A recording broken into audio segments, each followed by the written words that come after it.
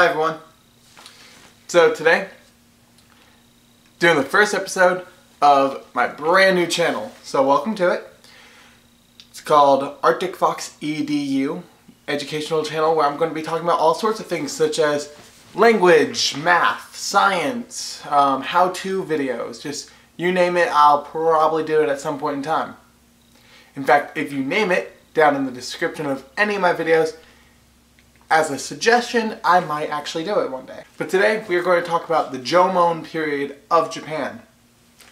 This period, first a little background, so it makes a little more sense. The Jomon period was able to start because back 12,000 years ago, at 10,000 BC, because this is 2000, a lot of people apparently don't realize that there was time before the 2000, it's kind of sad, but 12,000 years ago, during the Ice Age, Japan was actually a part of the Asian continent, and that, like the big sea of Japan, it was just a giant lake at that point because everything was connected not with land but with ice, but it might as well have been land because how thick it was. So in this era, we got all these different like immigrants, people from like China, Indonesia, Africa even, all coming over, and then they were just like, let's hang out in Japan for a little while.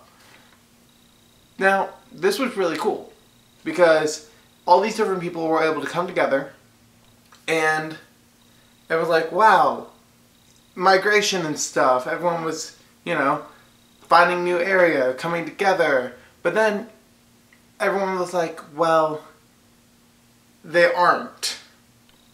What I mean by that is everyone just assumed that since they were from different places, that they were all just savages and isolated groups and really had no communication between each other. Many people said that these people were fishing, hunting, gathering type people. They hunted things like deer and boar, and they had ceramics, but they were good ceramics. They had like nice rope type patterns on them, they call it. It looks good, but their ceramics, it started out with like having a point at the end because then they could just drive it into the ground. And then later on, I don't know how they didn't come up with this first, but they realized a flat bottom, you can just set it down instead of having to like literally smack the thing into the ground or like dig a hole. Also, people assumed that they just basically lived in caves and just like migrate from place to place with the hunting seasons. So it's like, oh hey, the deer are going over there, let's go. The boar, they're over there, let's go. And then they would just, you know, kind of just try to find a place where they can stay. But then, archaeologists found more information. You see,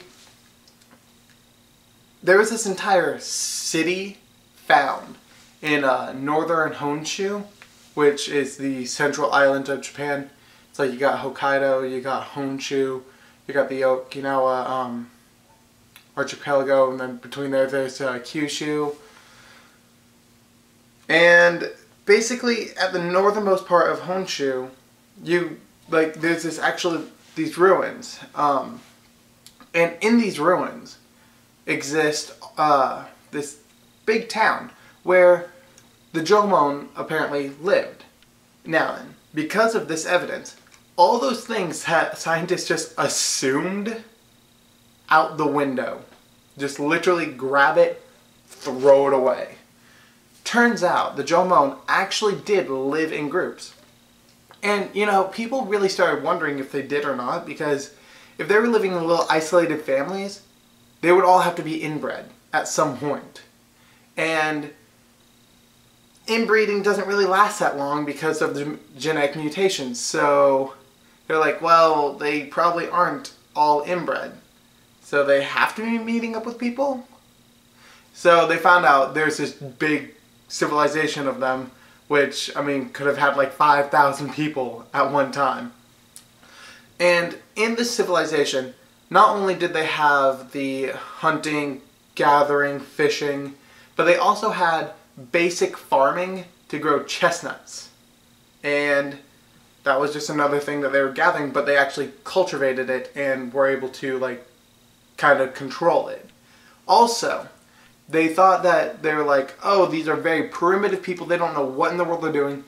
They could identify 50 different kinds of fish. I mean, I can't even do that.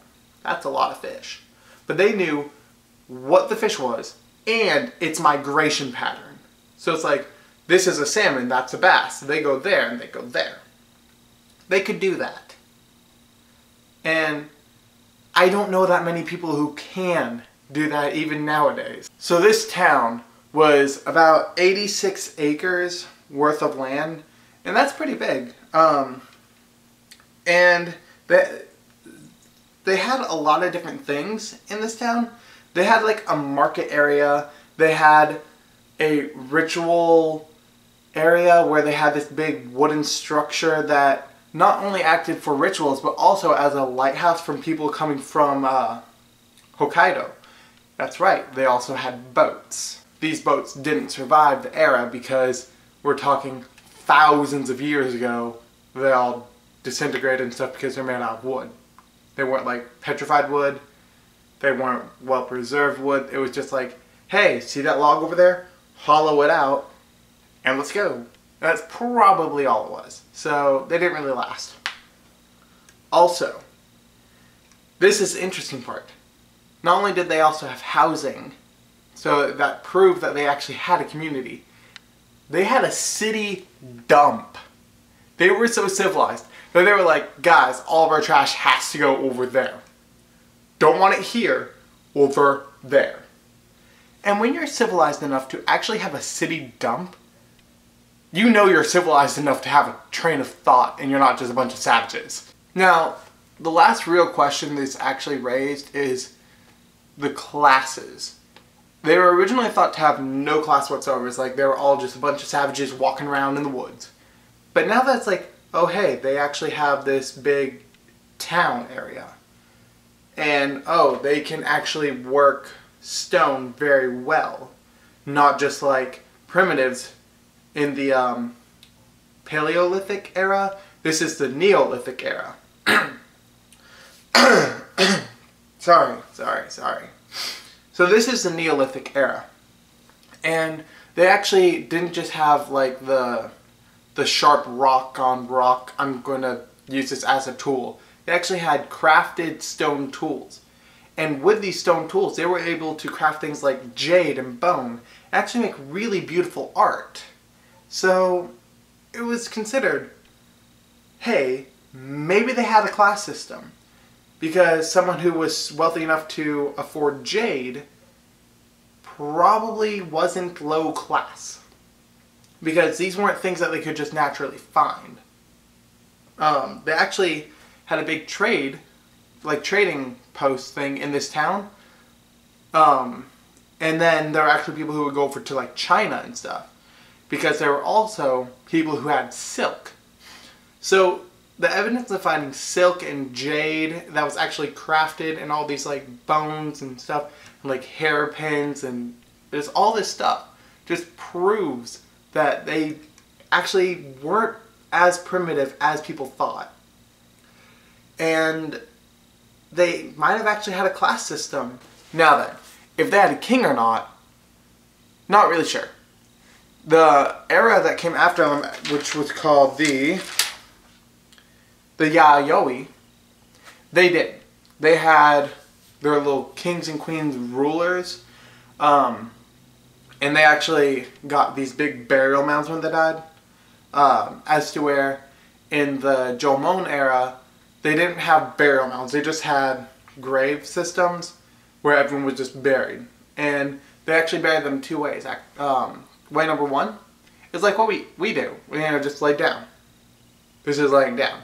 And then the other way, and this one was pretty interesting. You see, they would take the ceramic pots, they would like, make a big one, big enough to put a person in, and they would put them in like a fetal position because they might have thought like, oh hey, as a fetus you look like this, so when you die, let's return you to this position. Now then, how they actually knew what a fetus, like, you know, how they were sat in a womb. I don't know, maybe, I really don't know, but a good guess would be at some point they might have done a C-section type thing and cut someone open that had a baby inside and then saw the position the baby was in. I mean, that's a little gruesome, but I mean, it's possible, I guess, maybe. But yeah, so that's the Jomon. They lasted up until, I think, about, how long did they last? They lasted a while. Yeah, about 400 BC was the Jomon period. They were a really interesting set of people. Links to everywhere I got, like the pictures and some cool articles, will be down in the description, or as some people call it, the doobly-doo, which I now know is because of Wheezy Waiter. That guy's cool. You should go check him out. Link in the doobly-doo. Okay, so thank you for watching. My name has been Yuki. Please like and subscribe.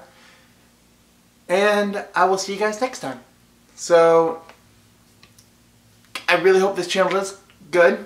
Gonna have some more educational things. I had an idea for another video, but I don't remember it. But we will see what happens. So, oh, right. Archery. I'm planning on doing the science of archery. Anyways, so thank you for watching. Please like and subscribe. I will see you guys next time. Bye-bye.